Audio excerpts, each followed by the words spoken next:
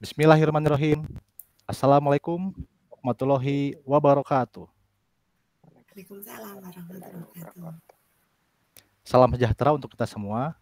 Beli pisau ujungnya bergerigi. Dibelinya dari kota Kendal. Mari kita manfaatkan teknologi untuk mendukung literasi digital. Selamat datang di level 2 program bimbingan teknis pembelajaran berbasis TIK Pembatik tahun 2024 dengan tema Inovasi Pembelajaran Digital sebagai wujud implementasi kurikulum merdeka.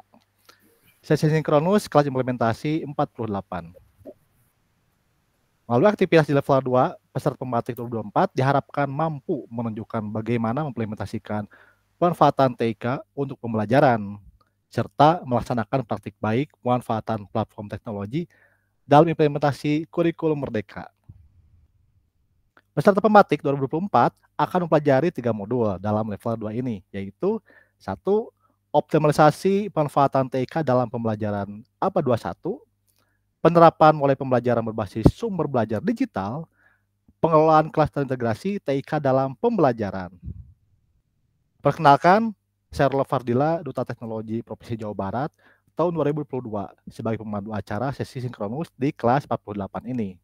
Bersama tutor PTP dan Duta Teknologi, yang terhormat Bapak Bambang Susanto M.Hum, PTP Ahli Madya, Direktorat Guru PAUD dan Dikmas, Ditjen GTK Kemendikbudristek. Bapak Jamaluddin Tani SAPMM, PTP Ahli Muda BB MPV KPTK Kemendikbudristek. Ibu Raden Roro Martiningsih, Duta Teknologi Jawa Timur tahun 2017. Bapak Robi Setia Pramana, Duta Teknologi Sumatera Barat tahun 2019.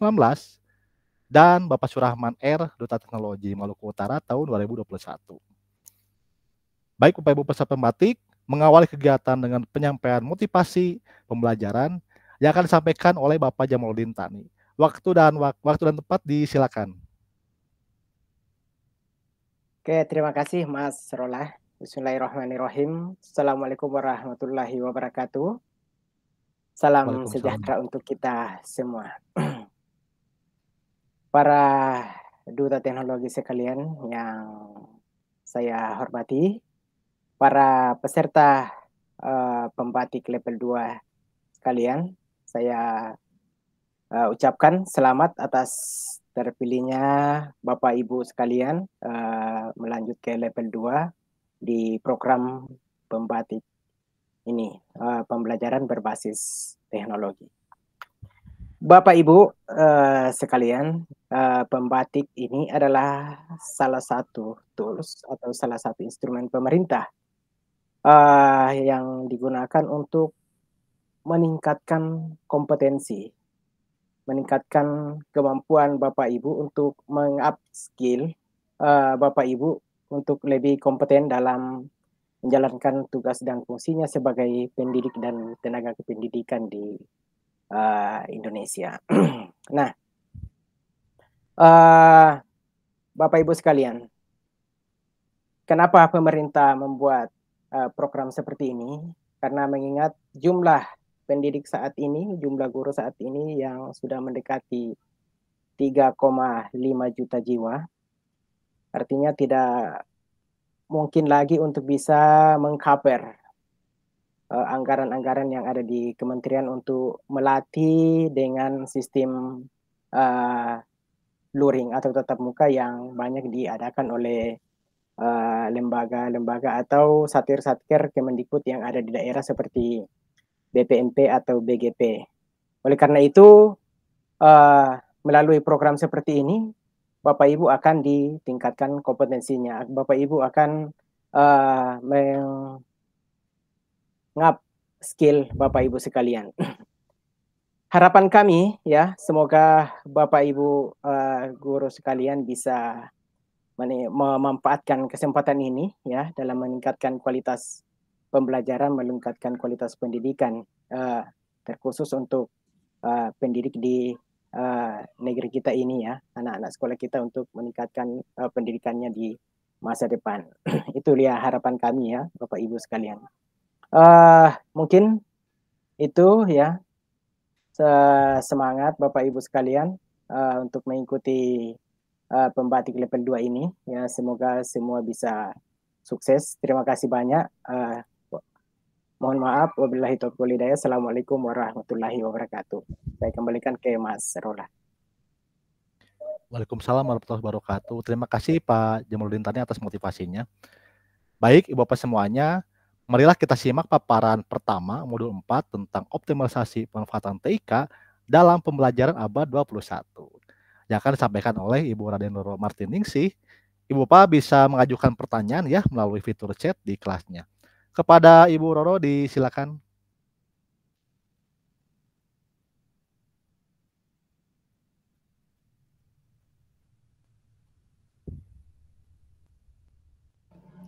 Masih mute, Ibu.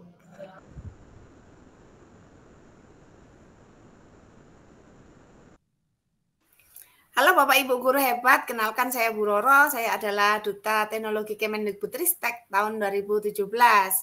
Nah Bapak Ibu yang sangat saya muliakan, paparan kita kali ini adalah tentang modul 4, yaitu optimalisasi pemanfaatan TIK dalam pembelajaran abad 21. Nah Bapak Ibu Guru yang sangat saya banggakan, kenapa sih kita harus belajar di modul 4?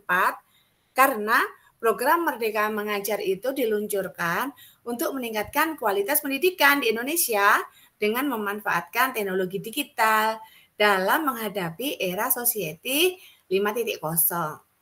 Program ini bertujuan untuk meningkatkan kompetensi guru dalam menggunakan teknologi informasi dan komunikasi TIK dalam proses belajar mengajar. Nah, melalui program ini, guru diharapkan mampu mempersiapkan, melaksanakan, mengelola, dan mengevaluasi pembelajaran digital sesuai dengan keadaan dan kebutuhan murid.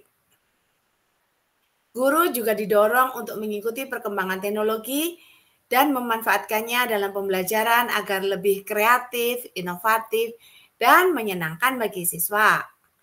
Pemanfaatan teknologi digital dalam kurikulum Merdeka ini diharapkan dapat membantu guru dalam menumbuhkan kemerdekaan dan kemandirian siswa dalam proses pembelajarannya, serta mempersiapkan mereka untuk menghadapi tantangan society 5.0. Nah, pada kegiatan belajar 1, apa yang harus dilakukan? Yang pertama, Bapak Ibu perlu mengetahui apa kerangka TIPEK dalam pembelajaran digital. TIPEK menggabungkan pengetahuan tentang materi atau konten, cara mengajar pedagogi, teknologi atau T sehingga menciptakan pendekatan pembelajaran yang holistik. Nah, kita perhatikan kerangka dari TIPEK berikut ini. Sementara implementasi pembelajaran digital berdasarkan kerangka TIPEK dalam pembelajaran digital ini yaitu contoh penerapan TIPEK dalam pembelajaran PKN. Pembelajaran PKN berbasis TIPEK dengan Google Classroom. Apa saja yang harus dilakukan guru? Guru mampu menyesuaikan teknologi dengan kegiatan pembelajaran, mengintegrasikan teknologi secara tepat, memiliki pemahaman yang baik dalam memadukan aspek teknologi, pedagogi, dan pengetahuan. Kemudian sarananya Android atau laptop, Google Classroom, proyektor, bahan ajar digital, serta akses internet. Kemudian apa yang harus dilakukan murid? Murid melakukan kegiatan dan mendapatkan pengalaman secara langsung. Keterampilan abad 21 dan hasil belajar mereka meningkat. Kemudian mampu belajar secara mandiri dan berintegrasi dengan guru maupun teman lain. Prosesnya bagaimana? Yaitu sistem pengelolaan kelas digital bervariasi dan menyenangkan dalam penyampaian sesuai dengan kodrat zaman. Apa yang harus dipelajari pada kegiatan belajar 2? Yang harus kita lakukan adalah mempersiapkan pembelajaran digital.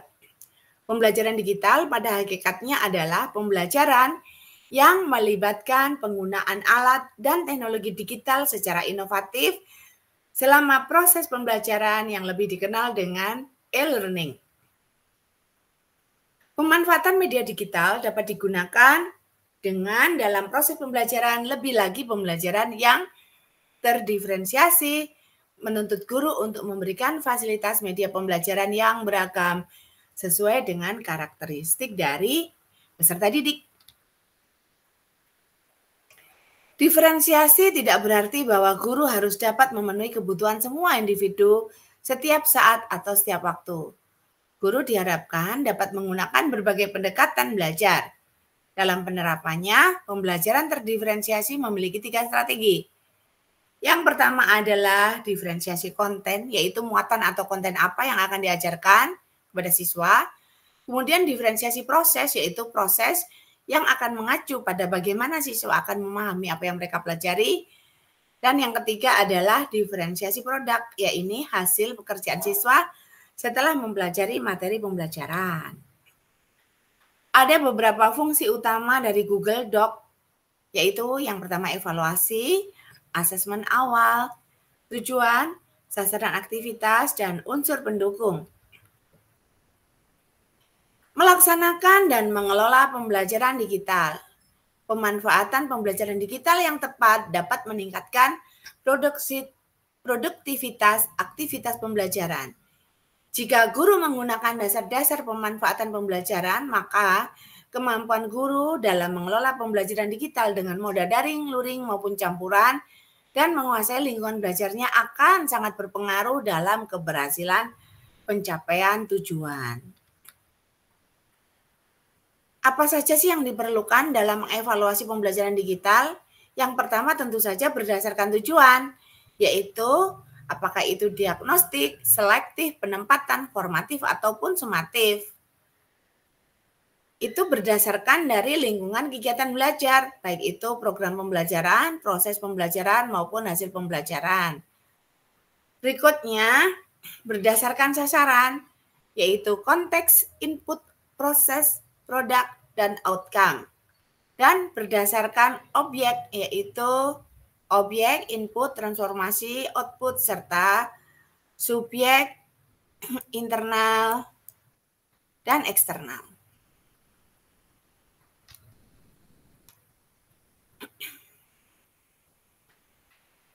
Apa yang harus dipelajari pada kegiatan belajar 3? Nah, berikut ini kita lihat contoh dari video pembelajaran implementasi kurikulum Merdeka dari Bapak Abdul Rahmat SPD dari SDN 011 Balikpapan Tengah. Sebentar ya, kita simak ya.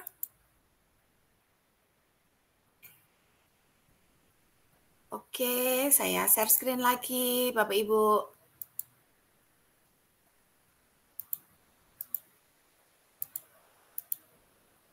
Ini dia. Jadi karya dari Pak Abdul Rahmat ini sudah diunggah di PMM Bapak Ibu. Jadi bisa dicari ya. Jadi caranya lihat nih, ada lihat profil dari Pak Abdul Rahmat seperti ini. Nah, jadi ABD ini ya Abdul Rahmat. Nanti bisa dicari Bapak Ibu. Lalu di SD Negeri 011 Balikpapan Tengah. Ini Pak Abdul Rahmat sangat hebat Bapak Ibu, coba lihat nih. Sudah menyelesaikan 33 topik dari pelatihan mandiri. Kemudian kita balik ke sini Bapak Ibu, kita lihat bagaimana praktik baiknya. Nah, di sini Bapak Ibu bisa menyimak, jadi dari videonya ini ada bumpernya. Kemudian setelah bumper, lalu masuk ke perkenalan.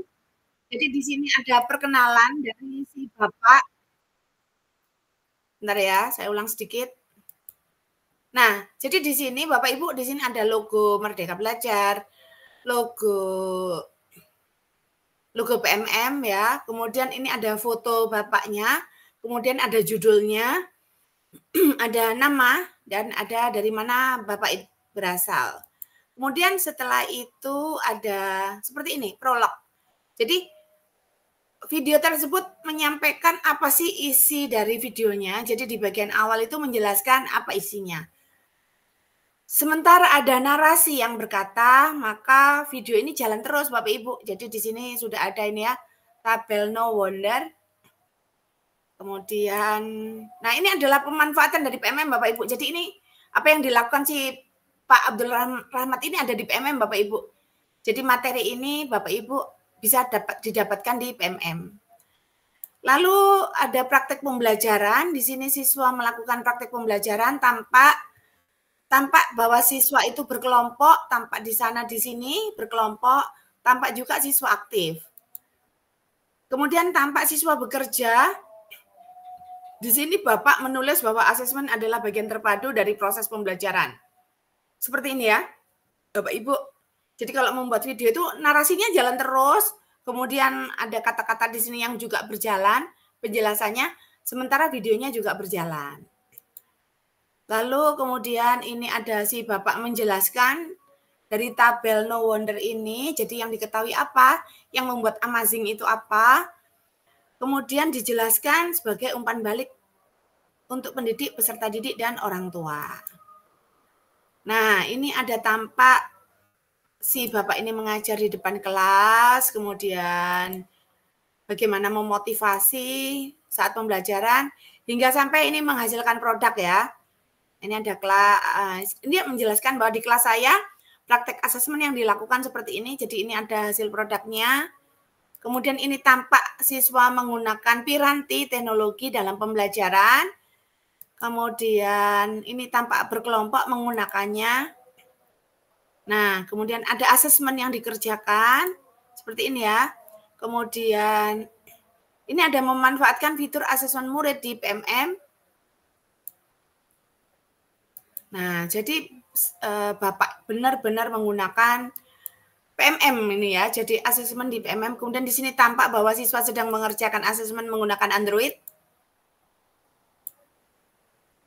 Kemudian di video ini juga tampak anak-anak belajar setelah asesmen itu mereview ya, mereview kembali.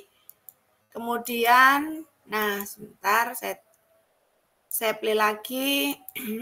Ini akhirnya anak-anak bisa ini ya, ini bangun-bangun ini ya. Jadi untuk asesmennya, anak-anak presentasi di sini kelihatan. Setelah presentasi, ini beberapa anak presentasi, kemudian bisa mengerjakan dan diakhiri dengan testimoni. Nah, ini ada testimoni muridnya seperti ini. Nah, jadi harapannya Bapak Ibu juga bisa membuat video yang seperti ini Bapak Ibu. Oke. Nah, ini adalah contoh dari praktik baik dalam menggunakan asesmen yang ada di PMM oleh Pak Abdul Rahmat. Sementara ada juga praktik baik yang lain. Sebentar saya carikan, yaitu praktik baiknya di sini ini tanpa menggunakan internet Bapak Ibu. Kalau yang tadi kan Bapak menggunakan internet ya. Nah, sekarang saya akan berbagi layar kembali. Sebentar ya Bapak Ibu. Nah, di sini contoh video berikutnya adalah Smart Laga, yaitu strategi membangun pembelajaran tanpa internet dari Lembah Telaga Puncak. Nah, ini dibuat oleh Bapak Ervan Widya Saputra dari Maluku. Nah, coba kita lihat ya videonya, Bapak Ibu, saya ulaskan. Di awal bagian video ini si Bapak menjelaskan bagaimana lokasi tempat kerjanya, bagaimana anginnya, kemudian bagaimana Bapak ini berjalan dari tempat kerjanya, baru kemudian bumper. Jadi setelah bumper, judul. Jadi judul yaitu strategi membangun pembelajaran tanpa internet dari Lembah Telaga Puncak. Nah, ini si Bapak akhirnya memperkenalkan diri, siapa beliau. Kemudian ada namanya tertulis, yaitu di SDN Telaga Puncak, Kota Tidore, Kepulauan. Nah, si Bapak setelah menjelaskan dirinya, kemudian tampak video pembelajaran di kelas yang sangat sederhana dan tanpa internet, tetapi masih ada listrik. Jadi Bapak ini bisa menjelaskan videonya dengan menggunakan laptop dan dipancarkan dengan LCD tanpa internet. Nah, setelah itu di sini juga dijelaskan bahwa pada awal pembelajaran, guru memberikan motivasi siswa dengan ice breaking yang menyenangkan. Tampak si Bapak mengajarkan ice breaking-nya, lalu setelah itu dimulai pembelajaran, penyampaian materi pembelajaran oleh guru. Nah, di sini juga dijelaskan bahwa perlu diperhatikan juga keaktifan siswa dan kemampuan awalnya. Oke. Lalu Bapak menjelaskan materi dan ini ada siswa ya, tampak siswa. Kemudian ini Bapak menjelaskan perkembangbiakan tumbuhan secara generatif. Lalu di sini ada materi yang di mana laptop Bapak ini dihadapkan ke siswa ya, jadi siswa bisa melihat dengan lebih dekat, dan pada akhirnya siswa ini setelah melihat teori yang ada di laptop Bapak guru, kemudian praktek di halaman sekolah, bagaimana perkembangan dari tumbuhan, apakah itu generatif ataukah tidak. Nah, kemudian setelah diamati bagaimana bentuk bunganya, karena kan yang mengalami perkembangbiakan adalah bunga, setelah mengamati bunganya, lalu bunganya dibawa ke kelas dan diamati. Kemudian tampak di sini Bapak menjelaskan tentang penyerbukan. Di sini tampak di laptopnya ada kata penyerbukan. Lalu Bapak menunjukkan bagian mana yang mengalami proses penyerbukan. Sementara siswa juga mengamati. Nah, di sini si Bapak tetap menggunakan teknologi berdasarkan teori tentang penyerbukan. Kemudian sementara praktek siswa juga membawa bunga tentang penyerbukan. Guru memberikan penguatan materi dari aktivitas yang telah dilakukan oleh masing-masing siswa, tampak sekali di sini. Kemudian, nah akhirnya Bapak juga menjelaskan bahwa perkembangbiakan itu juga bisa dilakukan dengan bantuan hewan, yaitu lebah di sini, untuk melakukan penyerbukan. Nah, pendalaman materi menggunakan aplikasi berbasis Android sebagai asesmen interaktif yang dibuat oleh guru. Nah, ini dia. Jadi, pada waktu menjelaskan tanpa internet, lalu akhirnya siswa bisa melakukan asesmen dengan bantuan HP. Nah, ini HP si Bapak guru ya, jadi bukan HP siswa. Nah, seperti itu tampak siswa belajar asesmennya menggunakan HP yang sudah disediakan si Bapak guru. Kemudian tampak siswa serius mengerjakan dan akhirnya ini siswa menggunakan pembelajarannya di tembok ya, di tembok kelas gitu dengan bantuan laptop yang disorot dengan proyektor. Di sini aktivitas tembok screen layar sentuh untuk evaluasi pembelajaran yang menyenangkan gitu. Nah, seperti itu. Lalu kemudian tetap ada testimoni Bapak Ibu, jadi diharapkan di video Bapak Ibu yang tugas untuk level 2 ini ada testimoni dari Bapak Ibu, siswa gitu ya. Jadi di sini siswa ini memberikan testimoninya. Nah, ini memberikan testimoninya, kemudian setelah itu ada bumper dan pembelajaran diakhiri oleh Pak Ervan dengan memberikan harapan. Jadi harapannya apa untuk pembelajaran selanjutnya dan ucapan terima kasih. Ini adalah video dari Pak Ervan, guru dari Maluku. Oke ya.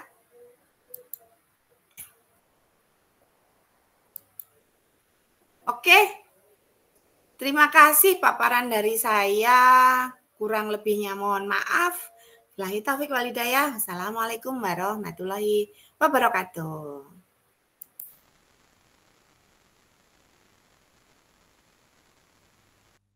Waalaikumsalam warahmatullahi wabarakatuh. Bunda Roro keren banget.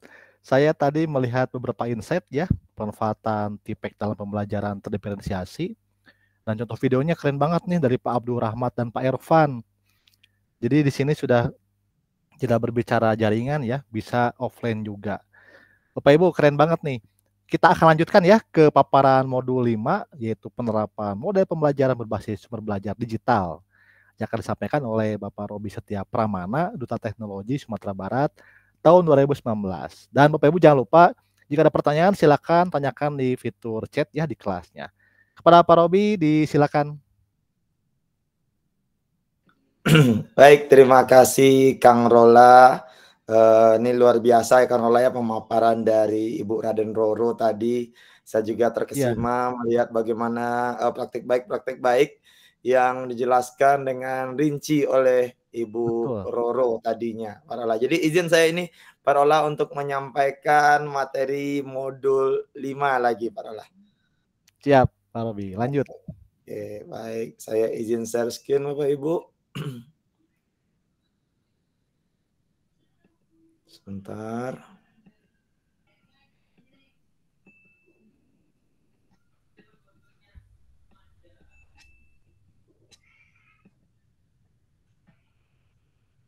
Oke, kira sudah kelihatan tampilan saya? Hampir, masih di perjalanan Pak. Oke, ya. Siap Pak. Udah kelihatan. Udah kelihatan modul 5-nya, Kanola? Ya, siap. Lanjutkan. Udah, oke. Baik Bapak Ibu, sebelumnya saya juga mengucapkan selamat kepada Bapak Ibu guru hebat, tenaga kependidikan hebat ya Bapak Ibu ya, karena untuk pembatik ini tidak hanya guru, tenaga kependidikan juga Bapak Ibu dari Dinas Pendidikan juga diizinkan untuk mengikuti kegiatan pembatik ini. Dan selamat sudah sampai kepada level 2 Bapak Ibu. Di level 2 ini akan ada 3 modul yang Bapak Ibu pelajari, modul 4, modul 5, dan modul 6. Saya mengingatkan kembali Bapak Ibu, pastikan Bapak Ibu sudah mengajukan pretest yang sudah disediakan pada halaman pembatik. Dan selanjutnya Bapak Ibu juga mempelajari modul 4, 5, 6 ini, lalu menyiapkan tugas akhirnya dan pastikan Bapak Ibu juga mengikuti post-test serta mengumpulkan tugas nanti di akhir kegiatan level 2 ini. Bapak Ibu, izin saya memperkenalkan diri. Nama saya Robi Setia Pramana. Saya Duta Teknologi Kemendikbudristek Provinsi Sumatera Barat sejak tahun 2019, Bapak Ibu. Saya berasal dari SMA N4 Payakumbuh, kota yang terletak hampir berbatasan dengan Provinsi Riau, dan terkenal sebagai kota rendang di Sumatera Barat. Jadi kalau mau jalan-jalan cari rendang di Sumatera Barat itu Bapak Ibu, tempatnya itu di kota Payakumbuh Bapak Ibu. Baik, Bapak Ibu, tadi kita sudah lihat bagaimana praktik baik. Sekarang saya akan menjelaskan modul 5, yaitu penerapan mode pembelajaran berbasis sumber belajar digital. Nah, ini kita sudah pada level 1 Bapak Ibu itu sudah mempelajari modul-modul yang berkaitan dengan digital. Ini kita singgung kembali Bapak Ibu, tetapi tentang digital ini kita implementasikan ke dalam proses pembelajaran, sehingga ini nanti akan ada mode-mode pembelajaran yang bisa Bapak Ibu manfaatkan di dalam kelas Bapak Ibu dan juga untuk bisa dalam proses pembuatan tugas akhir Bapak Ibu. Bapak Ibu, tentunya di modul 5 ini ada tujuan pembelajaran yang akan kita capai. Yang pertama, Bapak Ibu mendeskripsikan pemanfaatan fitur PMF. Yang kedua, pemanfaatan fitur rumah belajar. Yang ketiga, mendeskripsikan pemanfaatan fitur sumber belajar digital lainnya, Bapak Ibu. Nah, ini yang mendeskripsikan. Lalu setelah itu, Bapak Ibu juga bisa menerapkan 5 model pembelajaran, yaitu mode pembelajaran PJBL, yaitu Project Based Learning. Yang kedua, model pembelajaran berbasis game atau Game Based Learning. Yang ketiga, berbasis discovery, inquiry learning. Yang keempat, mode pembelajaran problem based learning atau PBL. Dan yang kelima, mode pembelajaran learning station. Nah, ini dia tujuan kita pada modul 5 ini.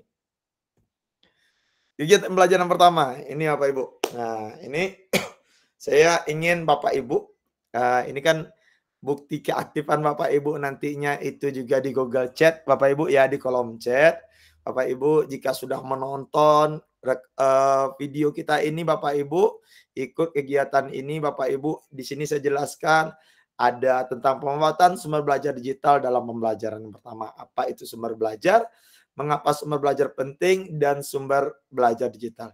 Bapak Ibu, yang pertama saya akan menyinggung dulu, nanti jika saya berikan Bapak Ibu instruksi, jika sudah menonton tolong ketikkan di kolom chat di Google Chat-nya Bapak Ibu ya. Nanti Bapak Ibu silakan ikuti. Setelah selesai Bapak Ibu ketik di kolom chat. Yang pertama Bapak Ibu, apa itu sumber belajar? Terutama di sini adalah sumber belajar digital Bapak Ibu.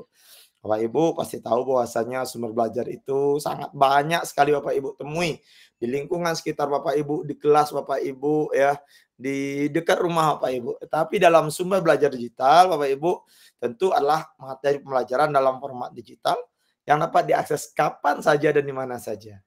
Nah, bentuk sumber belajar itu bisa dalam bentuk video, aplikasi ataupun situs web. Dan Bapak Ibu, mengapa sumber belajar itu penting? Bapak Ibu tahu bahwasanya ketika Bapak Ibu bersiap untuk masuk ke kelas Bapak Ibu dalam proses pembelajaran, tentu kalau kita ini pantang belajar, pantang mengajar sebelum belajar ya Bapak Ibu ya. Tentu sebelum kita belajar kita juga harus memiliki sumber-sumber belajar karena sumber belajar itu penting. Yang mana tujuan yang pertama adalah memperkaya pembelajaran. Karena ketika kita sudah memanfaatkan sumber belajar, tentu kita akan dapat pemahaman-pemahaman baru, akan dapat banyak hal-hal yang mungkin sebelumnya kita belum ketahui, tapi dengan kita menggunakan sumber belajar, maka tentu akan memperkaya pembelajaran. Yang kedua, mengapa sumber belajar itu penting Bapak Ibu, yaitu meningkatkan motivasi murid. Bapak Ibu, di zaman serba digital ini tentu kita tidak ingin kalah dari peserta didik kita. Kenapa seperti itu? Peserta didik kita ini Bapak Ibu sudah memanfaatkan gawainya, sudah memanfaatkan teknologi di setiap sendi kehidupan mereka. Masa sih kita masih main pakai papan tulis aja ngajarnya, tidak mencari sumber belajar yang bisa kita sampaikan kepada peserta didik kita. Banyak sebenarnya sumber belajar yang bisa kita gunakan untuk meningkatkan motivasi dari peserta didik kita atau motivasi murid kita. Lalu Bapak Ibu, kenapa sumber belajar itu penting? Ketiga yaitu memfasilitasi pembelajaran mandiri. Dengan adanya sumber belajar, tentu para murid akan lebih mandiri dalam mempelajari materi-materi untuk pengembangan dirinya. Dan tentunya dengan sumber belajar ini akan menciptakan lingkungan belajar yang kolaboratif sehingga akan terjadi ekosistem yang cukup baik dalam kelas pembelajaran tersebut. Nah, ini dia Bapak Ibu. Bapak Ibu tentu mengenal apa saja contoh sumber belajar digital. Di sini saya akan melihat contoh sumber belajar digital yaitu platform teknologi. Nah, ini yang paling Bapak Ibu kenal sekarang pasti Bapak Ibu tahu namanya PMM Bapak Ibu. Dan tentu sejak tahun 2012 dulu itu juga sudah ada yang namanya rumah Robi, izin. Ya. Ini tampilannya belum pindah ya, coba di share ulang. Oke. Coba saya share ulang ya. Di stop share dulu ya. Oke, ini dari tadi atau gimana ya? Kang Rola ya? Oh, share screen-nya nggak pindah ya? Pindah halamannya ya? Oke, baik. Saya coba kembali.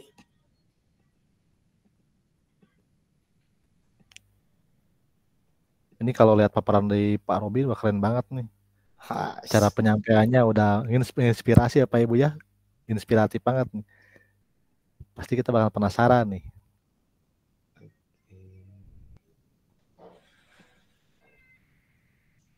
Sebentar ini Kang Rola, ini tiba-tiba tidak bisa diakses. Sebentar. Saya download dulu.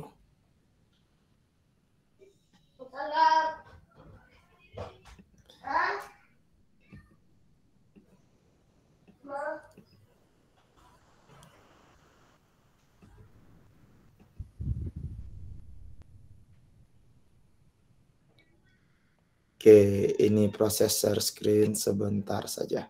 Mohon sabar ya Bapak Ibu ya. Ini ada kesalahan teknis tadi sedikit. Oke, ini insya Allah udah bisa jalan lagi.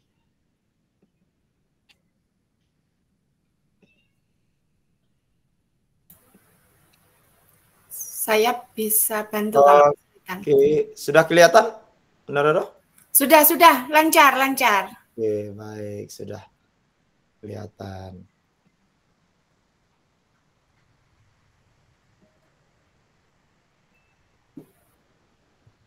Oke, ini dia sampai di sini tadi. Sekarang kelihatan pemanfaatan sumber belajar digital dalam pembelajaran ya, Bunda Roro ya? Ya. Oke, baik Bapak Ibu. Itu tadi Bapak Ibu bahwasanya kita ada PMM dan rumah belajar yang bisa Bapak Ibu manfaatkan dalam sebagai sumber belajar. Nanti kita akan cerita Bapak Ibu tentang PMM dan rumah belajar ini. Dan juga ada buku yang bisa dibawakan untuk buku Kemdikbud.go.id dan juga ada TikTok atau IG atau live, TikTok atau Instagram live yang bisa juga Bapak Ibu dapatkan sebagai sumber belajar digital. Baik Bapak Ibu, kita masuk ke dalam belajar kita yang kedua. Nah, ini dia muatan PMM dalam pembelajaran. Saya ingin nanti ini Bapak Ibu, ini saya yakin semua Bapak Ibu sudah tahu tentang PMM. Karena apalagi sejak tahun 2024 ini kita para guru-guru, baik guru yang berstatus ASN, P3K ataupun guru-guru honorer atau yayasan yang mempunyai akun belajar itu diwajibkan atau disarankan bagi yang honorer untuk mengisi pengelolaan kinerja di PMM. Tetapi kita sekarang tidak melihat PMM sebagai sebuah pengelolaan kinerjanya, tapi PMM sebagai sumber belajar kita Pak Ibu. Jadi tentu PMM ini diluncurkan oleh Kemdikbudristek untuk meningkatkan kompetensi guru dan kualitas pembelajaran. Banyak fitur yang dapat membantu Bapak Ibu guru dalam melaksanakan ataupun mengimplementasikan pembelajaran sesuai dengan kebutuhan dan minat peserta didik. Bapak Ibu, kita ingat bahwasanya fungsi dari PMM itu ada 3 Bapak Ibu. Yang pertama teman belajar bagi guru. Ya Bapak Ibu ya. Lalu yang kedua sebagai teman mengajar bagi guru dan ketiga teman berkarya Bapak Ibu ya. Belajar, mengajar dan berkarya. Jadi komplit ini yang ada di dalam PMM ini. Bapak Ibu di sini coba Bapak Ibu nanti di kolom chat ya Bapak Ibu ya. Di Google Chat-nya dari fitur-fitur unggulan PMM ini, ide praktik, ada asesmen murid, ada CP, ATP, ada perangkat ajar, ada bukti karya, ada video pembelajaran. Saya ingin Bapak Ibu menceritakan apa fitur unggulan yang paling favorit sama Bapak Ibu. Nah, ini kan orang kalau bicara suka, favorit, itu kan melihat nih, oh saya suka ide praktik dan alasannya apa Bapak Ibu suka ide praktik. Nah, karena di ide praktik ini Bapak Ibu ada banyak sekali inspirasi yang bisa Bapak Ibu lihat untuk strategi, untuk metode dan sumber belajar inovatif lainnya. Bapak Ibu, selain ide praktik juga ada asesmen murid Bapak Ibu. Yaitu asesmen murid ini alat untuk mengukur tingkat pemahaman siswa dan memetakan kebutuhan belajar mereka. Dalam asesmen murid ini juga ada asesmen kelas yang juga bisa Bapak Ibu manfaatkan untuk melatih siswanya dalam mempersiapkan dirinya memahami soal berbasis literasi dan juga berbasis numerasi. Lalu ada juga CP atau ATP, CP-ATP apa pembelajaran, yang mana CP-ATP ini tentu Bapak Ibu dalam menyiapkan perangkat pembelajaran Bapak Ibu berpatokan dari sini ya Bapak Ibu ya. Nah ini sangat Bapak Ibu butuhkan panduan untuk merumuskan tujuan pembelajaran jelas dan terukur. Lalu perangkat ajar. Nah, di perangkat ajar ini luar biasa Bapak Ibu, sudah banyak sekarang modul ajar, buku ajar, modul P5 Bapak Ibu. Ini ada semua di sini loh Bapak Ibu. Tinggal Bapak Ibu cari yang bisa Bapak Ibu unduh, yang bisa Bapak Ibu simpan dalam modul ajar atau perangkat ajar Bapak Ibu di PMM. Tentu ini akan memudahkan Bapak Ibu dalam menyusun modul pembelajaran terstruktur dan juga menarik. Dan bukti karya. Nah, ini bukti karya seperti yang sudah disampaikan oleh Bunda Roro tadi Bapak Ibu. Setiap tugas Bapak Ibu pada kegiatan level 2 ini akan Bapak Ibu masukkan di bukti karya. Karena bukti karya itu sebagai wadah berbagi praktik baik dan hasil karya, siswa juga, guru juga yang menginspirasi. Setelah itu Bapak Ibu juga ada video pembelajaran, materi pembelajaran dalam format video interaktif menarik. Nah, ini dia ada 36 fitur unggulan PMM. Saya ingin Bapak Ibu menjelaskan di kolom Google Chat Bapak Ibu apa yang Bapak Ibu paling suka dan kenapa Bapak Ibu suka fitur unggulan PMM tersebut. Oke. Nah, ini Bapak Ibu, bagaimana contoh penerapan ketika Bapak Ibu memanfaatkan PMM. Nah, ini ada namanya Ibu Yani. Ini harusnya saya mau coba ganti lah, tapi nggak usah ganti ya. Kalau saya ganti dengan Ibu Roro, nanti ke bawahnya harus request Ibu Roro semua. Jadi kita tetap ini Ibu Yani saja. Nah, Ibu Yani ini seorang guru bahasa Inggris, Bapak Ibu, berhasil meningkatkan motivasi dan hasil belajar muridnya dengan memanfaatkan fitur-fitur PMM. Yang dilakukan Ibu Yani, nah ini lakukan Ibu Yani dalam memanfaatkan fitur-fitur PMM, Bapak Ibu. Yang pertama yaitu mengidentifikasi masalah. Nah, identifikasi masalahnya, Ibu Yani ini melakukan survei, bisa saja surveinya ini lewat survei langsung, atau Bu Yani melakukan survei menggunakan media-media digital seperti Mentimeter, menggunakan kuis atau Google Form, Bapak Ibu. Dan dari hasil surveinya tersebut, Ibu Yani menemukan siswanya kurang termotivasi karena kesulitan memahami materi. Bahasa Inggris ya, ini bahasa Inggris. Siswanya kesulitan memahami materi. Lalu setelah mengidentifikasi masalah, Bu Yani mencari solusi. Bu Yani ini cari solusi, dia buka PMM-nya, dia lihat ada fitur ide praktik, dan Bu Yani mencari inspirasi strategi pembelajaran yang lebih menarik. Kenapa siswanya kurang motivasi? Dicarinya strategi pembelajaran lebih menarik. Yang ketiga, melakukan asesmen. Bu Yani menggunakan fitur asesmen murid untuk mengukur tingkat pemahaman siswa dan merancang pembelajaran yang sesuai. Ini kira-kira kalau untuk bahasa Inggris, fitur asesmennya yang mana ya? Lalu dianalisis oleh Bu Yani. Setelah itu, Bu Yani merancang pembelajaran. Bu Yani memanfaatkan fitur CPATP dan perangkat ajar untuk membuat modul pembelajaran yang terstruktur dan menarik. Setelah itu, Bapak Ibu, Bu Yani melaksanakan pembelajaran aktif. Bu Yani menggunakan fitur bukti karya dan video pembelajaran untuk mendorong siswa belajar secara aktif dan kolaboratif. Jadi Bu Yani memutarkan bukti karya dari guru-guru atau video pembelajaran yang sudah diupload oleh guru-guru lain ke fitur bukti karya di PMM. Dan akhirnya Ibu Yani itu mengevaluasi pembelajaran dan kembali menggunakan fitur asesmen murid untuk mengukur kemajuan belajar siswa dan memberikan umpan balik yang konstruktif. Ini adalah salah satu contoh penerapan yang dilakukan Ibu Yani untuk meningkatkan motivasi dan hasil belajar muridnya dengan memanfaatkan fitur-fitur di PMM. Bapak Ibu juga bisa mencoba dengan apa yang sudah dilakukan oleh Ibu Yani ini.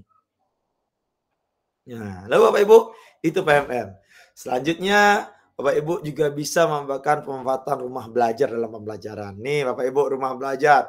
Rumah belajar dari sejarahnya Bapak Ibu ya. Ini kalau saya salah ini mohon Bunda Roro, Pak Roland nanti diperbaiki. Bahwasanya tahun 2012 dulu para pejuang-pejuang IT ini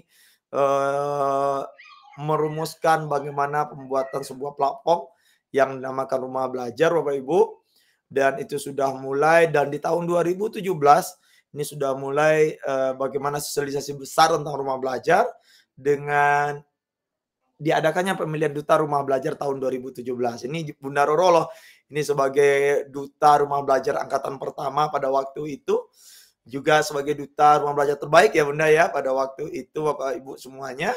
Dan 2018 juga ada pemilihan duta rumah belajar. 2019 dulu nih, tahun saya jangan terlewat. 2019, 2018, 17, 18, 19, di 19 menjelang di 20 Bapak Ibu, kita diterpa COVID dan rumah belajar ini Bapak Ibu menjadi salah satu pahlawan di dunia pendidikan Indonesia dan bisa menginspirasi banyak guru di seluruh Indonesia bagaimana melaksanakan pembelajaran berbasis daring Bapak Ibu, pembelajaran blended learning, sehingga tidak terjadinya lost learning di pendidikan-pendidikan di Indonesia. Para duta rumah belajar dulu bergerak Bapak Ibu melakukan sosialisasi bagaimana pembelajaran daring, karena di rumah belajar ini banyak sekali sumber belajar yang bisa Bapak Ibu manfaatkan.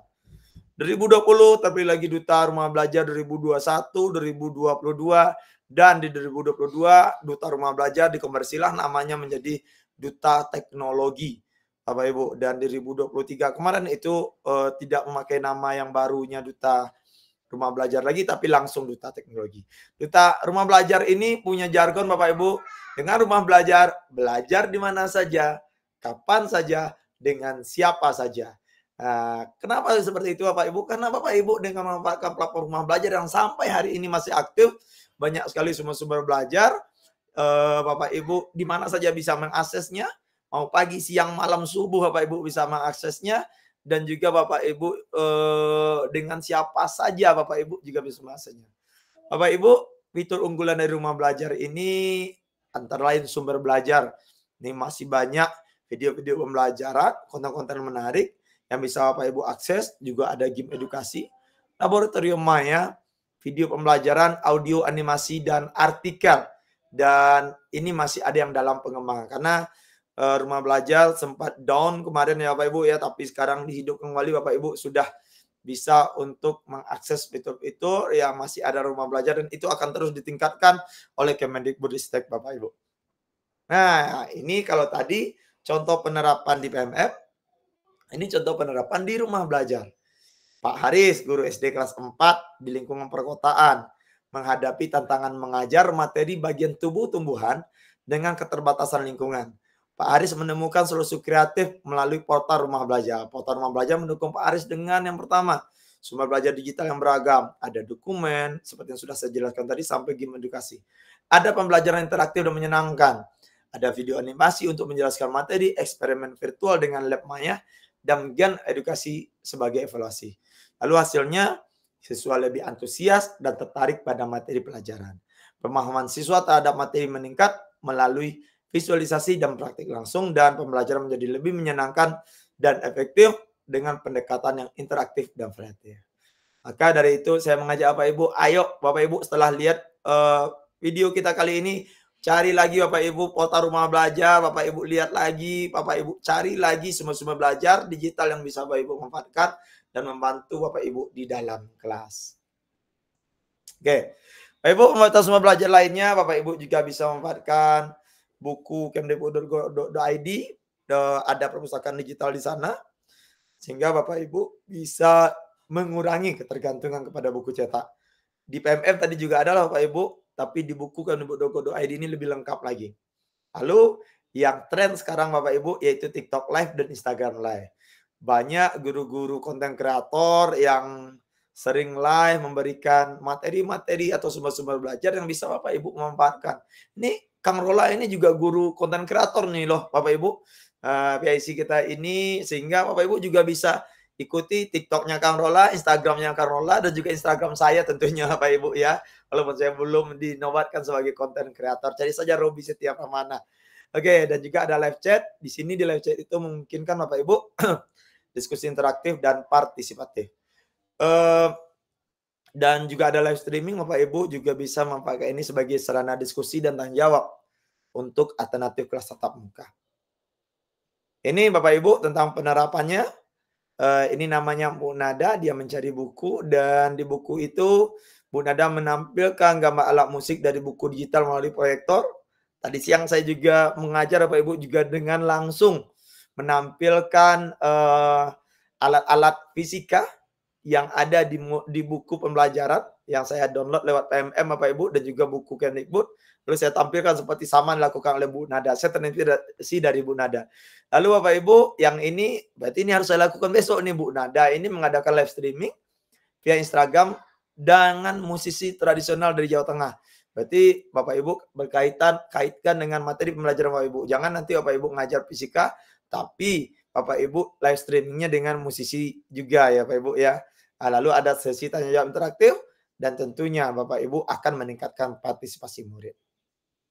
Baik, kita akan membahas model-model pembelajaran. Seperti yang saya singgung di awal tadi, ada 4, game based learning, program based learning, discovery inquiry learning, dan juga station learning. Oke, sekarang ini yang ketiga PJBL Bapak Ibu ya, project based learning. Bapak Ibu di kurikulum Merdeka ini saya yakin Bapak Ibu pasti sering menerapkan PJBL ini atau project based learning. Di mana project based learning ini merupakan model pembelajaran inovatif yang menerapkan berbagai strategi yang mengarah pada peningkatan keterampilan berpikir kritis, kreatif, kolaboratif, dan komunikatif yang menitik beratkan pada aktivitas murid untuk menghasilkan produk hasil dari proyek yang dilakukan. Nah, apa sih sintaknya ketika Bapak Ibu membuat sebuah video dalam kegiatan belajar mengajar Bapak Ibu, pastikan Bapak Ibu menampilkan sintak-sintak berdasarkan mode pembelajaran yang Bapak Ibu pilih. PJBL ada 6 sintak yang harus Bapak Ibu lakukan. Yang pertama, penentuan pertanyaan mendasar Bapak Ibu ya. Lalu yang kedua, mengenai desain proyeknya, yaitu guru memfasilitasi murid untuk merancang langkah-langkahnya. Yang ketiga, menyusun jadwal. Yang keempat, memantau siswa dan kemajuan proyek atau monitoring the student and progress of the project. Dan yang kelima, access the outcome, yaitu penilaian hasil. Yang keenam, evaluasi the experience atau evaluasi pengalaman. Bagaimana guru dan murid pada akhir proses pembelajaran ini melakukan refleksi terhadap aktivitas dan hasil tugas proyek. Dan yang itu dia prosesnya Bapak Ibu. Yang PJBL sintaknya jangan sampai Bapak Ibu tidak menyatakan sintak ini jika Bapak Ibu memilih PJBL. Bapak Ibu, selanjutnya yang sumber PJBL ini ya Bapak Ibu ya, dari 6 sintak tadi. Contohnya penentuan ini kan ada yang pertama, penentuan pertanyaan mendasar ya. Contohnya Bapak Ibu ada Bapak Ibu memutarkan gambar atau video tentang permasalahan kehidupan sehari, Bapak Ibu putarkan. Setelah itu pertanyaan mendasar, Bapak Ibu memberikan contoh kasus atau gambar atau video tentang permasalahan kehidupan sehari-hari yang bisa didapatkan dari media sosial, dan juga penilaian hasil. Yang ketiga, manfaatkan media sosial kembali sebagai sarana presentasi dan publikasi hasil karya murid, sehingga mereka mempresentasikan ke media sosial dari hasil yang sudah dilakukan pada kegiatan yang kedua Pak Ibu. Nah, ini dia.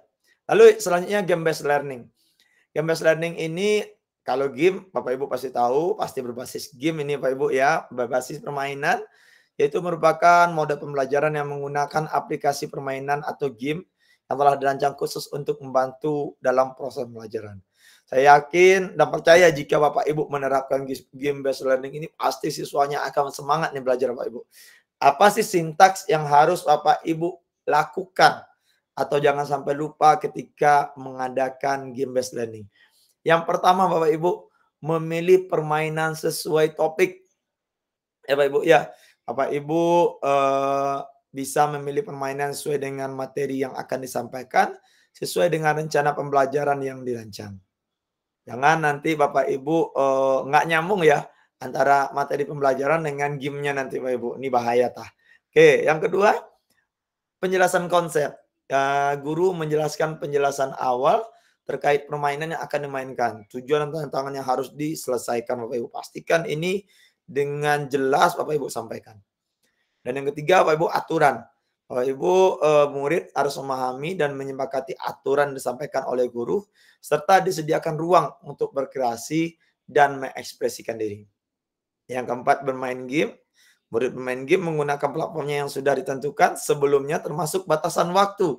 Jangan sampai kebablasan Bapak Ibu. Ini biasanya kalau sudah kebablasan, akhirnya yang belajarnya ketinggalan. Nah, padahal ini dia mau mengulas dari game itu ke pembelajaran, akhirnya kebablasan, nggak ada bahas materi. Jadi jangan sampai kebablasan, harus disiplin dengan batasan waktu bermain. Dan yang kelima, merangkum pengetahuan.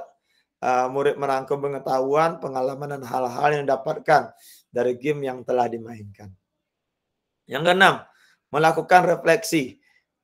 Murid melakukan refleksi dari hasil rangkuman dan menghubungkan dengan topik atau materi yang sedang dipelajari. Nah, itulah sintak dari game based learning Bapak Ibu. Nah, ini dia contohnya Bapak Ibu ya.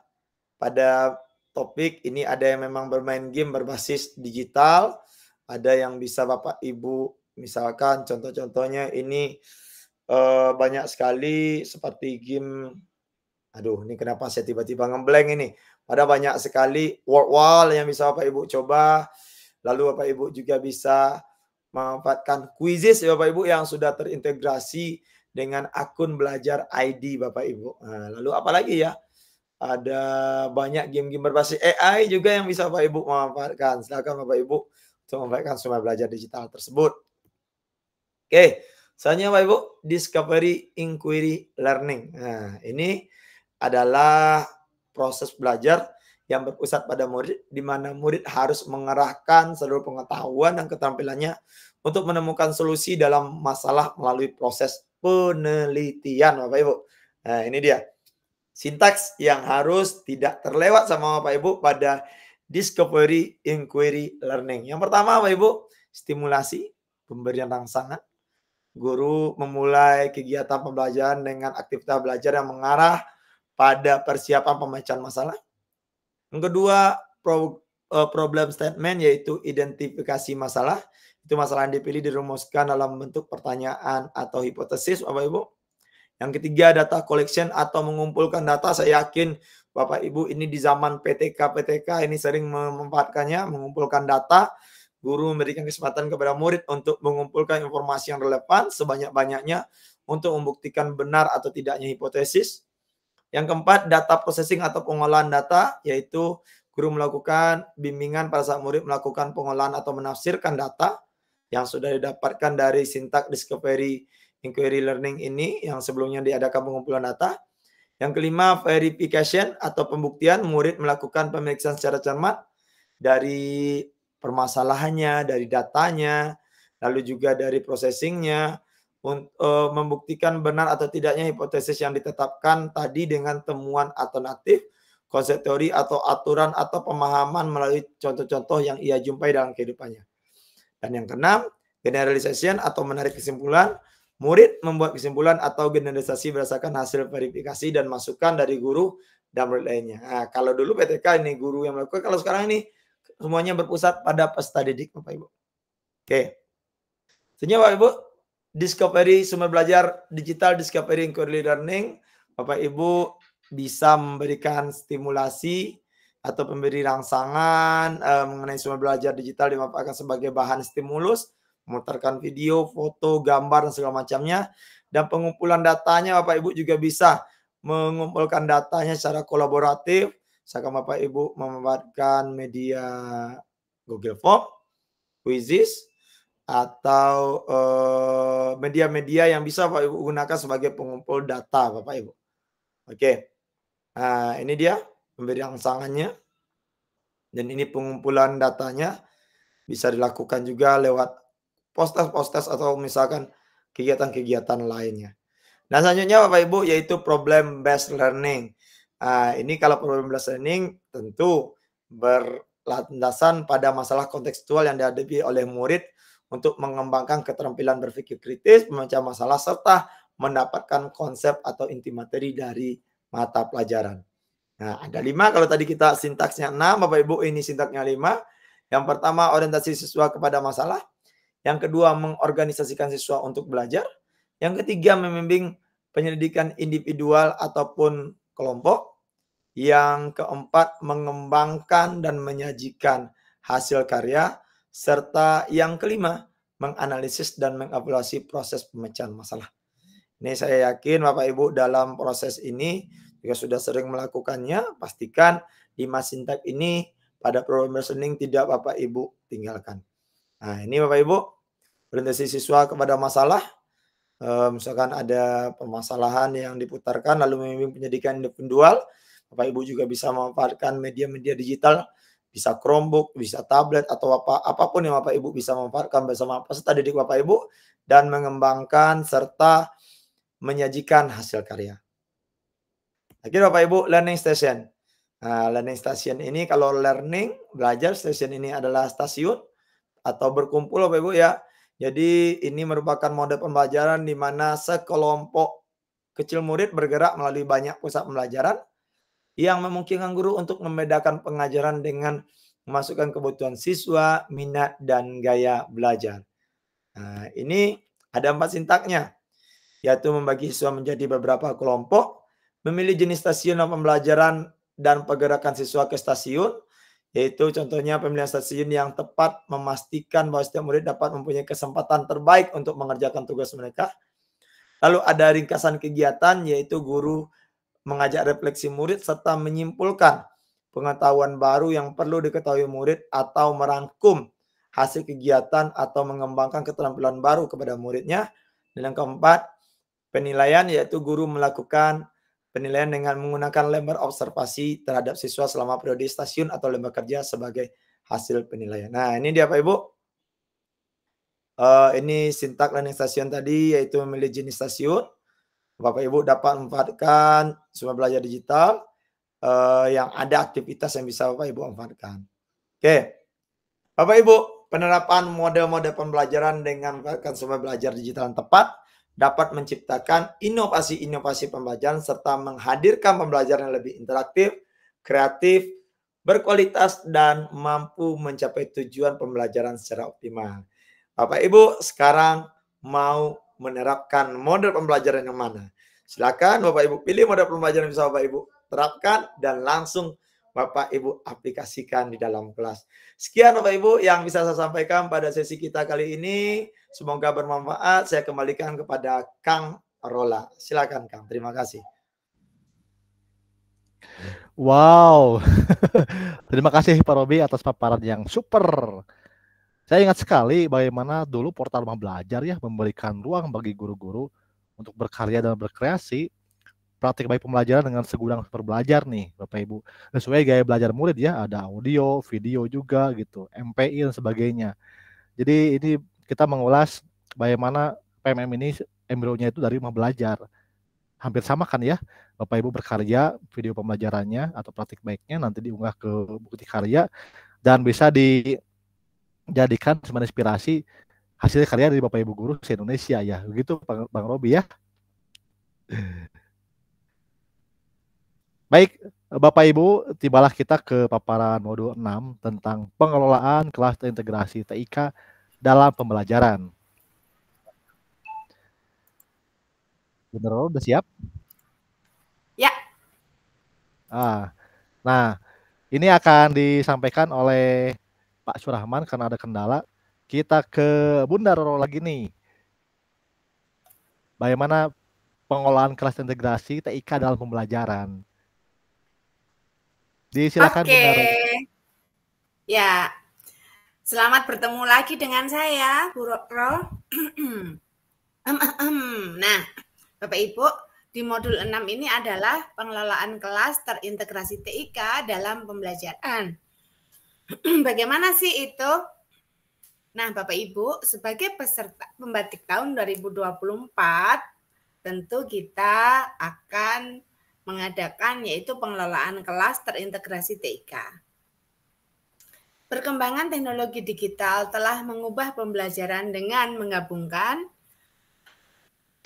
model daring dan tatap muka, menciptakan pengalaman holistik, dan pendidik harus memahami teknologi dan menyusun strategi yang mengintegrasikan kedua model ini. Meski pembelajaran daring bermanfaat, tatap muka tetap penting untuk hubungan personal dan diskusi mendalam. Oleh karena itu, keseimbangan antara keduanya diperlukan. Penggunaan teknologi informasi dan komunikasi seperti aplikasi presentasi, video conference, dan LMS adalah kunci dalam pembelajaran campuran. Nah, sebagai peserta pembatik yang hebat, tentu kita akan belajar modul 6 ini. Materi yang pertama adalah lingkungan belajar dalam pembelajaran. Tujuannya apa sih? Nah, setelah mempelajari dan melakukan aktivitas belajar pada materi 1, diharapkan Bapak Ibu mampu memahami lingkungan belajar dan memahami LMS untuk pembelajaran.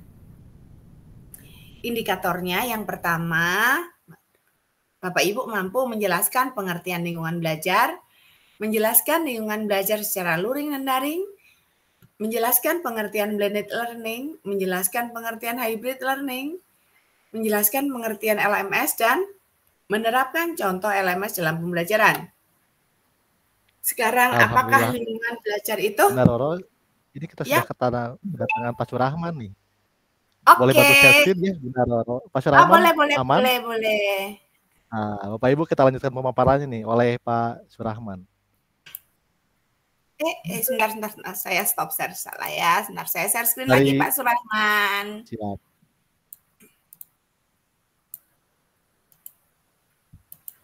Ya, sampai sini. Silakan Pak Surahman.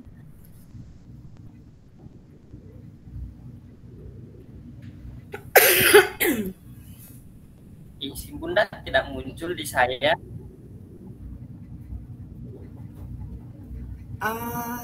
Apakah yang lain tampak? Versinya tidak muncul di saya, Bunda.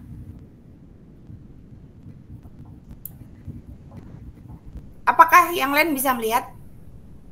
Sudah kelihatan Bunda, sudah kelihatan. Mungkin koneksinya di sana Bunda. Oke. Ya. Coba lagi.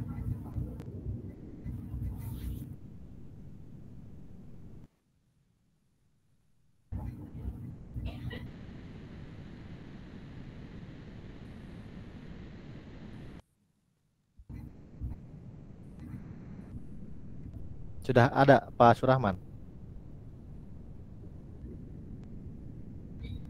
Sistemnya tidak muncul di saya, Bunda, Pak. Zaman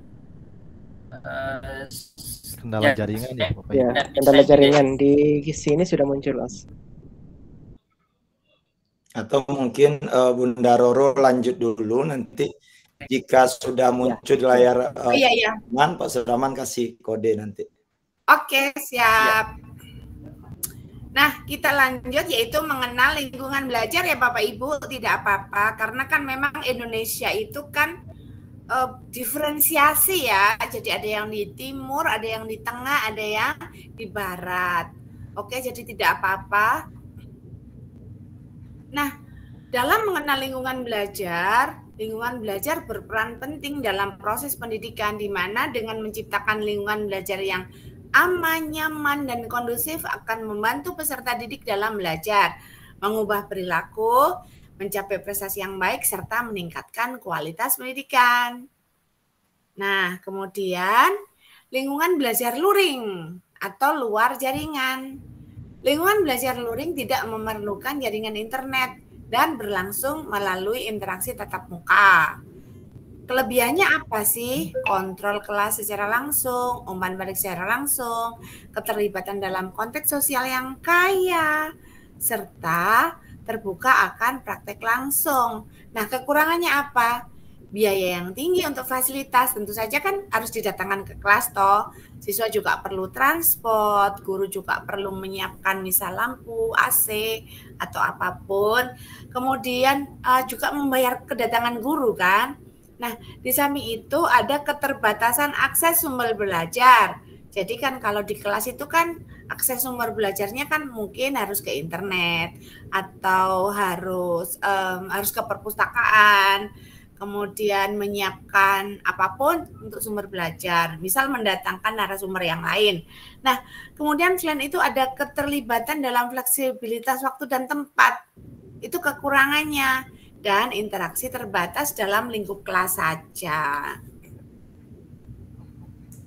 Sementara lingkungan belajar daring atau dalam jaringan memiliki kelebihan dan kekurangan pula.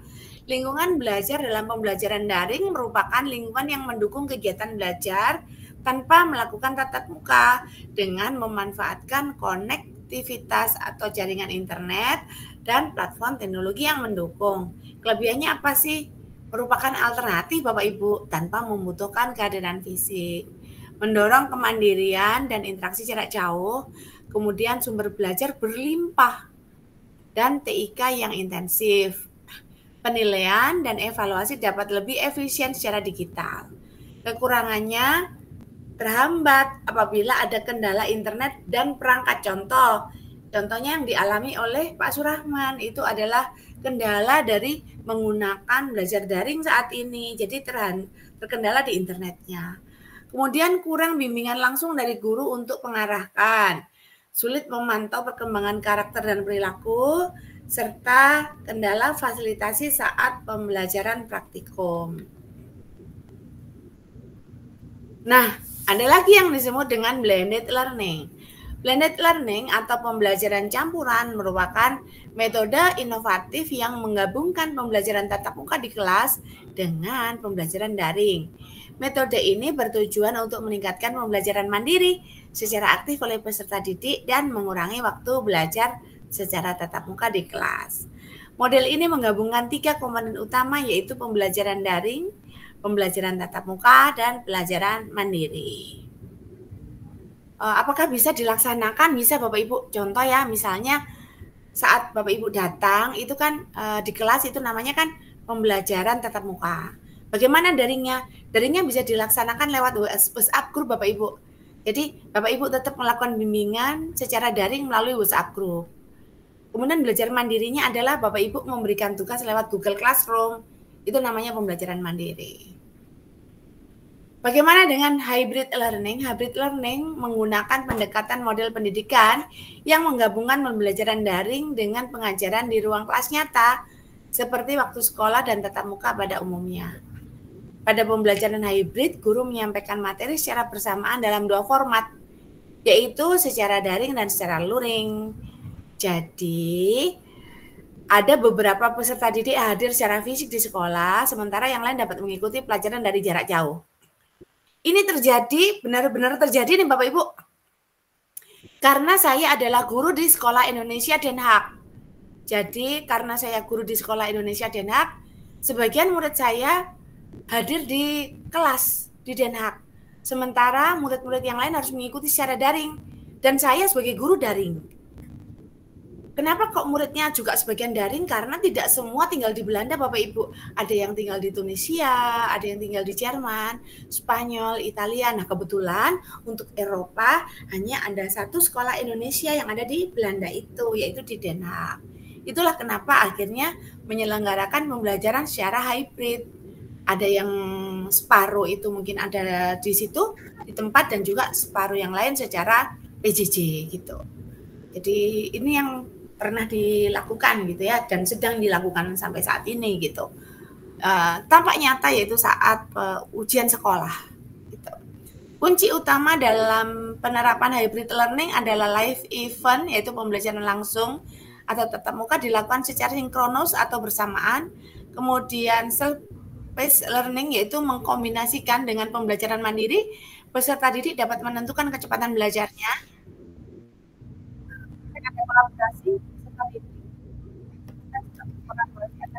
peserta didik, asesmen peserta meracik kombinasi jenis asesmen daring dan luring yang fleksibel dan dapat diakses dengan leluasa.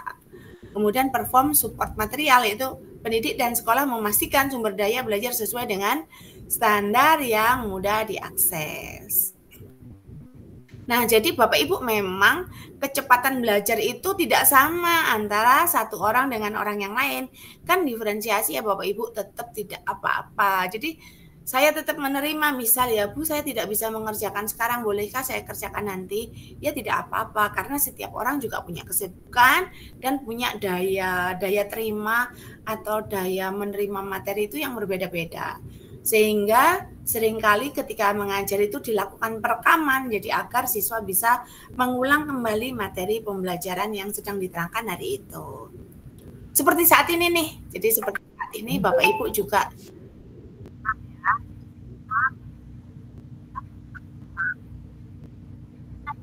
yang berikutnya adalah mengenal Learning Management System yang merupakan platform pembelajaran yang berbasis teknologi, memungkinkan pembelajaran daring yang fleksibel dan mudah diakses oleh peserta didik. Nah, LMS itu yang enak yang seperti apa? Tentu saja yang pertama adalah mudah digunakan atau user friendly, yaitu menampilkan halaman antarmuka yang menarik dan memudahkan penggunaan. Fitur-fitur yang ada disediakan panduan atau mungkin bantuannya. Kemudian pendaftaran daring, fitur ini membantu pengguna untuk mendaftar atau masuk secara daring. Adanya kelas daring dalam LMS menyajikan proses belajar mengajar tanpa mengharuskan kontak fisik. Jadi seperti saya ini ya, saya sedang batuk nih karena saya alergi gitu. Nah, tidak menular ke Bapak Ibu karena tidak ada penularan batuk secara virtual gitu ya. Kemudian kelas daring dapat menyajikan beragam materi, sumber belajar, dan aktivitas belajar mandiri. Kuis, tugas, dan ujian daring. Fitur ini memungkinkan kegiatan evaluasi yang lebih fleksibel dan efisien dengan menyediakan berbagai format soal. Ruang diskusi menyediakan cara bagi pengguna untuk bertukar pikiran. Contohnya saat ini adalah Bapak Ibu menggunakan Google Chat. ya kan? Nah, di Google Chat ini Bapak Ibu bisa berdiskusi. Ada laporan, fitur laporan memungkinkan pemantauan kemajuan belajar secara komprehensif dengan menyediakan data analitik yang detail mengenai kinerja, partisipasi, dan hasil evaluasi siswa. Nah, kalau di Google itu biasanya kalau LMS menggunakan Google Classroom, kalau Microsoft menggunakan Microsoft Teams.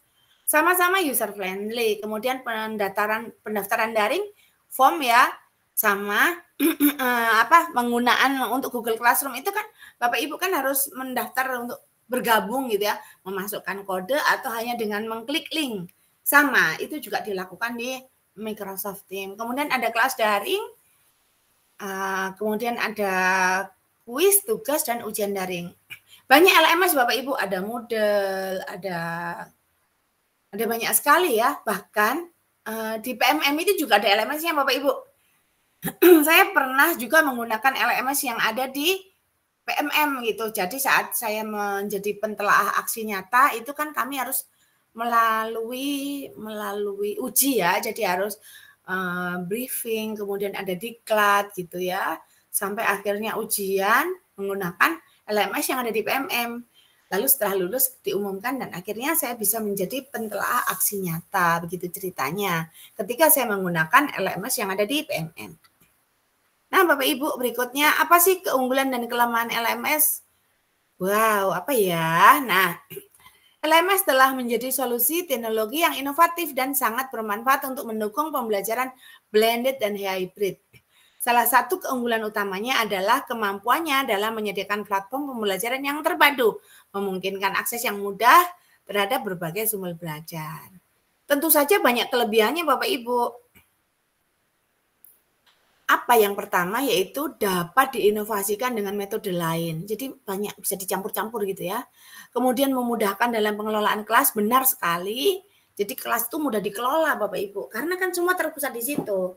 Kemudian mudah dalam pengumpulan dan analisis data hasil belajar siswa. Contoh nih ya, kelihatan siapa yang belum mengumpulkan tugas dan siapa yang sudah mengumpulkan tugas. Nah, tinggal diingatkan, ini belum mengumpulkan ya, segera mengumpulkan. Kemudian mudah untuk mencari dan mengatur materi pembelajaran karena semua tersimpan di situ jadi kelihatan. Kalau kita perlu mengatur materi pembelajaran. Kemudian waktu pembelajaran lebih efisien, media pembelajarannya kaya, dan mendorong siswa mandiri dengan mengimplementasikan TIK.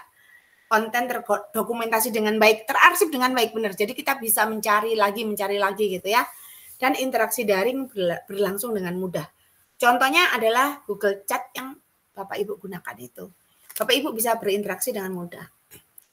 Kemudian memerlukan kuota data, kekurangannya jelas, pakai internet ya. Terus kita juga perlu data gitu ya, alias modal gitu ya untuk akses internetnya. Konektivitas jaringan dan server harus memadai dan stabil. Contoh saat ini saya menggunakan WiFi di rumah. Karena saya lebih suka untuk webinar itu di rumah karena yang menggunakan internet hanya saya dan putri saya. Sementara kalau di sekolah berebutan jaringan itu dengan seluruh guru, karyawan, dan siswa. Berebut jaringan sehingga bisa menjadi tidak stabil. Membutuhkan perangkat untuk mengakses LMS yang memadai? Nah, tentu saja HP dengan laptop lebih nyaman menggunakan laptop. Kalau HP kan kecil ya, laptop kan lebih besar. Walaupun memang secara ukuran laptop lebih besar, tapi tampilannya juga akan sempurna gitu ya, jadi masuk secara keseluruhan gitu.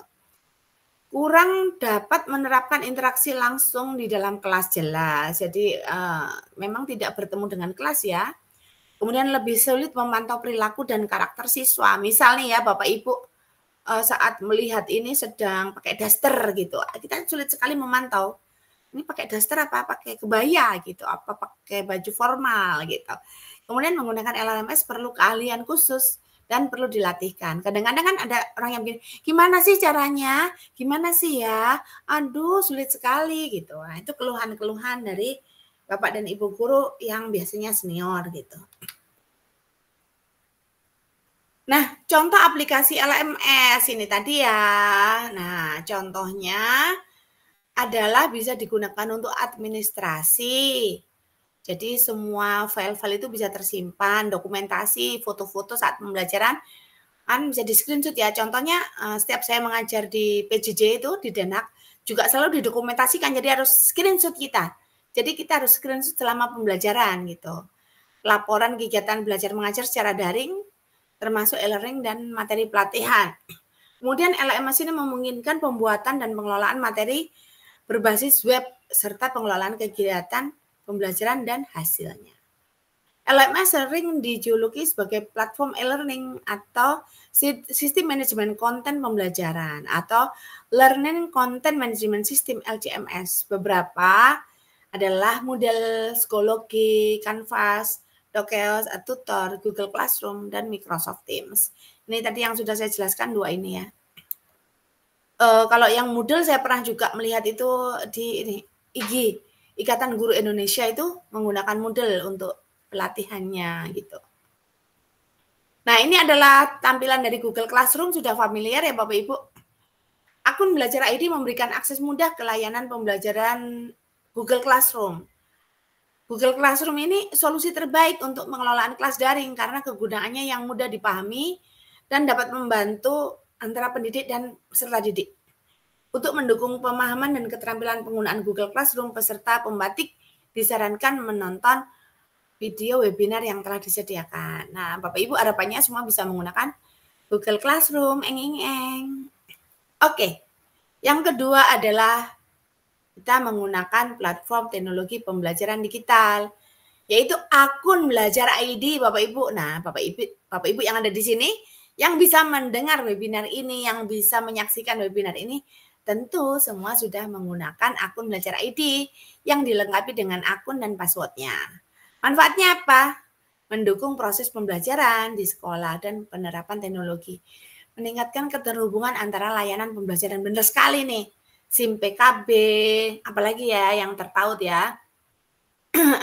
Kemudian guru penggerak, lalu pelatihan-pelatihan, itu semua menggunakan akun Belajar ID. Manfaatnya banyak banget, salah satunya adalah menggunakan dalam pelaksanaan kegiatan belajar mengajar. Dapat digunakan untuk mengakses berbagai platform dari Kemendikbudristek. Dapat menyimpan dokumen secara daring dengan ruangan penyimpanan lebih aman. Kemudian dapat mengakses dan memanfaatkan Chromebook sebagai jalur resmi informasi dari Kemendikbudristek.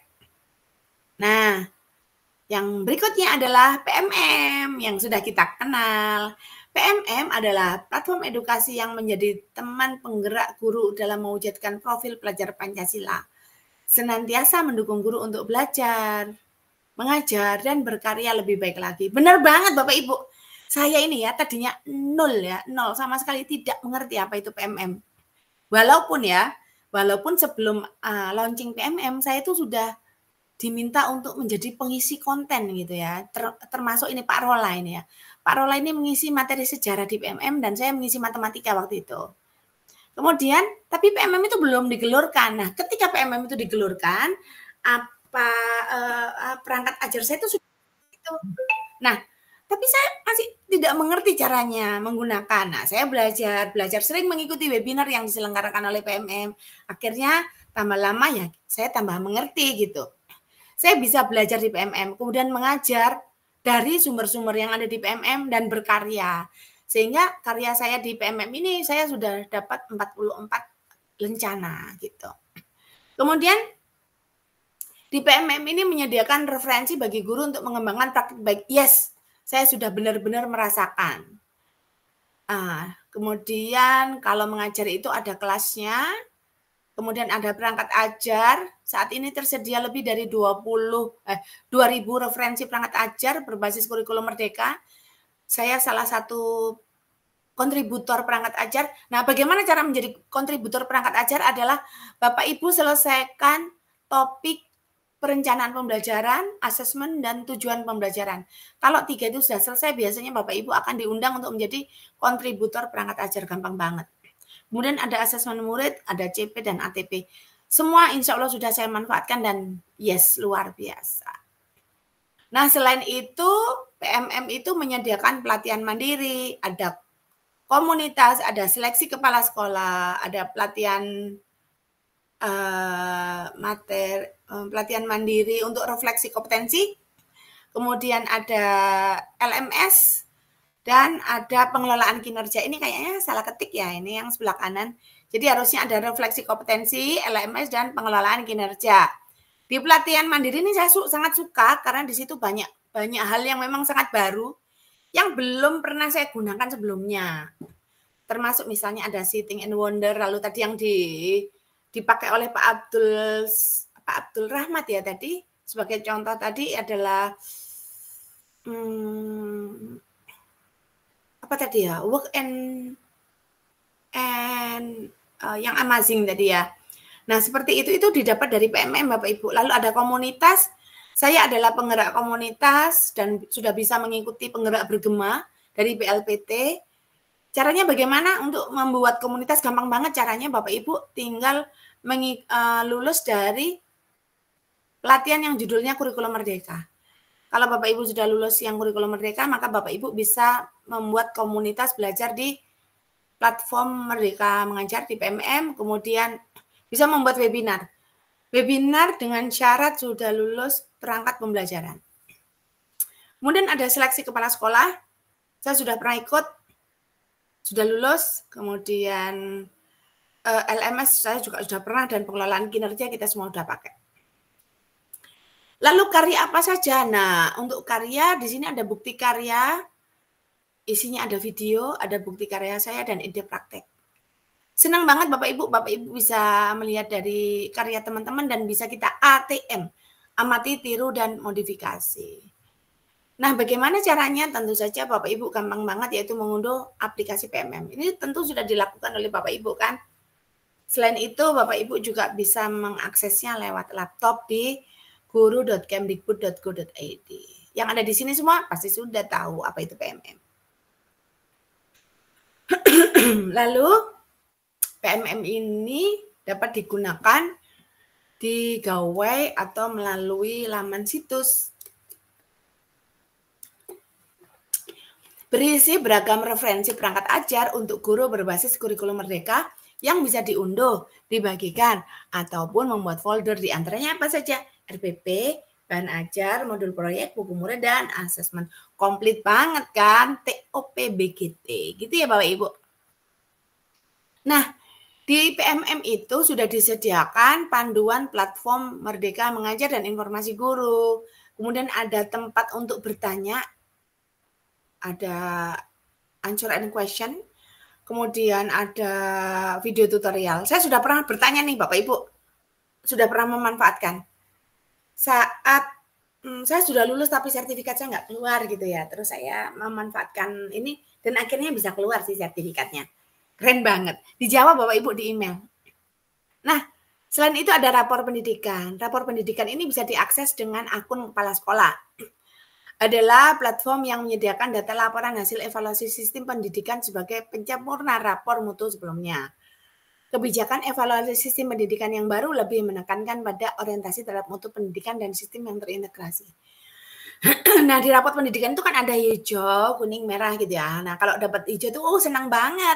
Kalau dapat kuning sedih, kalau dapat merah apalagi sangat sedih gitu ya. Nah, dengan demikian kita bisa belajar lebih baik gitu kan. Rapor pendidikan menampilkan hasil asesmen dan survei nasional suatu satuan pendidikan atau daerah. Satuan pendidikan dan dinas dapat menjadikan rapor pendidikan sebagai acuan dalam mengidentifikasi masalah, merefleksikan akarnya, dan membenahi kualitas pendidikan. Jadi kalau kita sudah tahu ya, kenapa kok kuning gitu? Nah, kita refleksikan akarnya. Oh, mana ya ini penyebabnya. Setelah itu kita membenahi, sehingga pada tahun berikutnya yang kuning bisa menjadi hijau gitu. Cara masuk ke rapor pendidikan, yaitu di rapor pendidikan.kemdikbud.go.id. Kemudian klik masuk, lalu masukkan email. Beres deh. Manfaatnya apa? Manfaatnya adalah untuk referensi sebagai dasar analisis, perencanaan, dan tindak lanjut peningkatan kualitas pendidikan. Merupakan satu-satunya platform untuk melihat hasil asesmen nasional. Kemudian merupakan sumber data yang objektif dan handal di mana disajikan secara otomatis dan terintegrasi. Kemudian instrumen pengukuran untuk evaluasi sistem pendidikan secara keseluruhan, baik untuk evaluasi internal maupun eksternal. Alat ukur yang berorientasi pada mutu dan pemerataan hasil belajar. Nah, platform ini menyajikan data yang terpusat, Bapak Ibu. Keren toh? Lalu rumah belajar. Saya adalah duta rumah belajar dulunya tahun 2017. Jadi saya adalah duta rumah belajar pertama tahun 2017. Rumah belajar merupakan sebuah portal pembelajaran yang merupakan produk dari Pusdatin Kemendikbudristek sebagai inovasi pembelajaran di era 4.0 yang bisa dimanfaatkan oleh peserta didik dan tenaga kependidikan. Ada di mana tempatnya? Di belajar.kemdikbud.go.id, Bapak Ibu. Oke, apa saja isi dari rumah belajar? Yang pertama ada video, menyajikan berbagai mata pelajaran, kemudian ada dokumen, merupakan konten yang menyajikan materi ajar bagi siswa, guru berdasarkan kurikulum. Disajikan terstruktur dengan tampilan yang menarik dalam bentuk gambar bergerak dan audio berupa video. Kemudian apalagi ada animasi, konten yang terdiri dari gambar, bergerak atau visual yang memberikan ilusi gerakan melalui serangkaian gambar statis yang disusun secara berurutan dengan kecepatan tertentu menggunakan teknologi komputer. Ada audio, yaitu konten pembelajaran yang menggunakan elemen audio seperti suara, musik, dan narasi sebagai alat untuk meningkatkan pembelajaran. Nah, tak lupa ada game edukasi, yaitu konten bermain sambil belajar dengan konten game edukasi rumah belajar. Fitur ini menyediakan beragam permainan yang tentu saja sangat interaktif. Ada juga Lab Maya loh, yaitu fitur simulasi praktikum laboratorium yang disajikan secara interaktif dan menarik. Dan ini berguna nih bagi sekolah-sekolah yang labnya sedang diperbaiki, yang sedang dibongkar gitu ya. Kita tetap bisa melakukan percobaan di Lab Maya. Lalu ada awan penggerak. Awan penggerak yaitu sistem peningkatan kompetensi dan kinerja PTK yang dapat diakses secara offline yang bersumber dari PMM dan sumber lain yang dapat dimanfaatkan oleh pendidik dan tenaga kependidikan di daerah khusus dan satuan pendidikan yang mengalami kendala jaringan internet. Kemudian ada Instagram Live, salah satu fitur yang semakin populer yang memungkinkan pengguna untuk berbagi momen secara real time dengan audiens melalui komentar dan reaksi. Ada TikTok Live, yaitu memungkinkan user untuk menyiarkan video secara real time kepada followernya.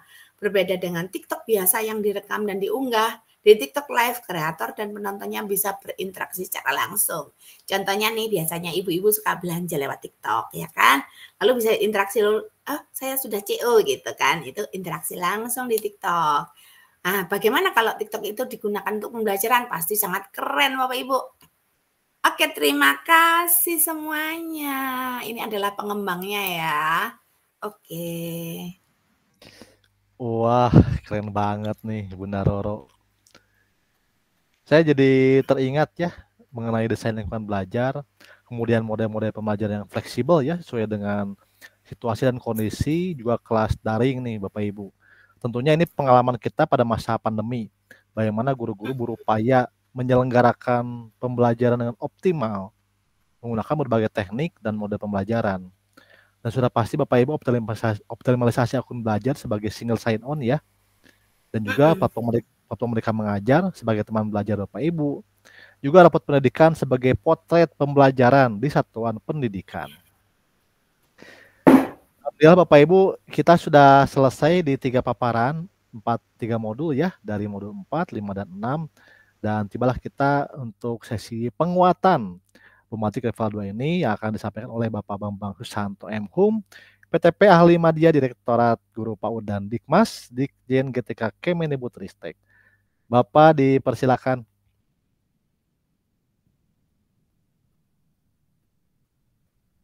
Masih di mute Bapak, maaf.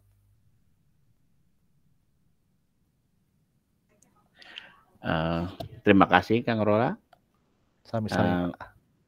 Saya tidak banyak memberi penguatan karena semuanya juga sudah jelas, clear dengan Bu Roro, Pak Robi sudah jelas semuanya. Jadi ada yang kita ingatkan kembali bahwa di modul 4 kita membicarakan tentang pembelajaran digital. Di sana kita melihat bagaimana